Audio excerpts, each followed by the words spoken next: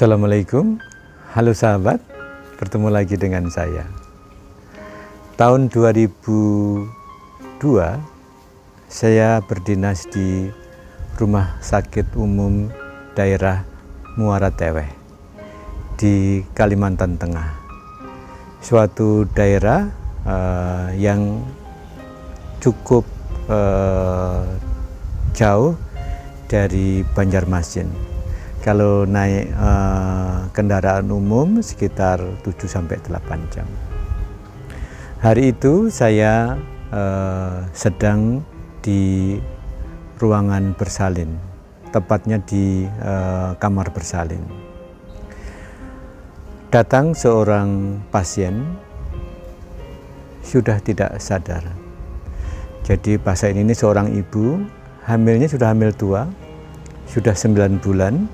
Dan kasihan ibu ini karena selama hamilnya tidak melakukan pemeriksaan kehamilan di rumah sakit. Nah, setelah kita runut kejadiannya, sebenarnya ibu ini ditemukan tetangganya di teras rumahnya dalam kondisi tidak sadar, dalam kondisi terjatuh karena kejang. Sahabat sekalian, yang terjadi sebenarnya adalah setelah kita periksa, pasien ini menderita yang disebut penyakit preeklamsi. Preeklamsi adalah sering diistilahkan dengan keracunan kehamilan, di mana pada saat hamil seorang wanita tensinya tinggi.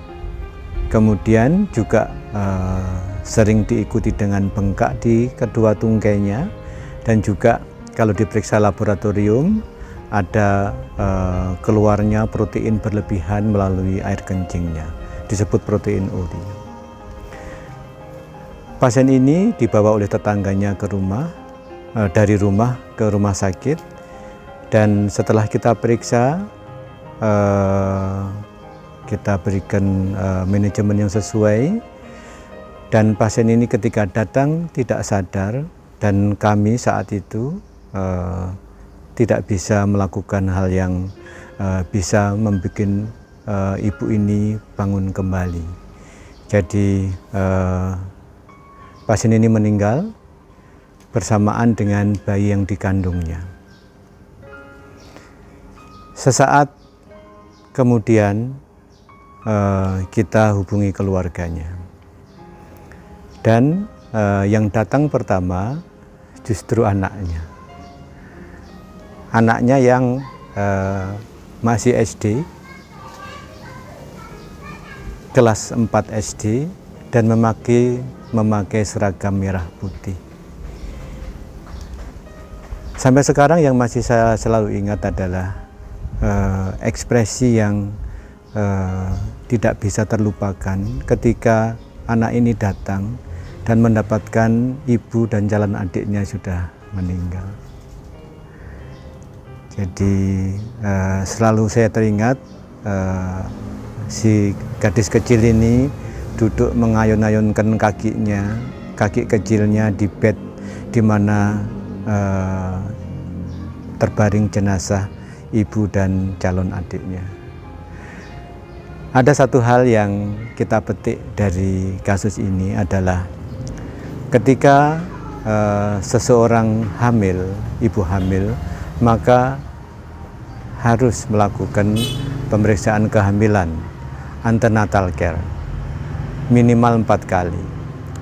Sehingga misalnya pada kasus seperti ini kejadiannya bisa dicegah dan mendapatkan hasil akhir yang lebih baik.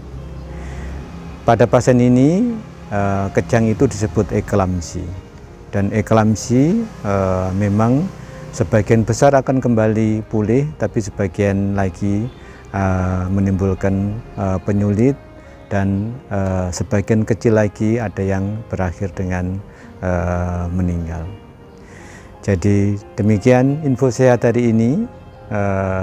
Mari kita selalu jaga kehamilan, karena kehamilan adalah anugerah dari Allah Subhanahu wa Ta'ala. Sekian info sehat hari ini.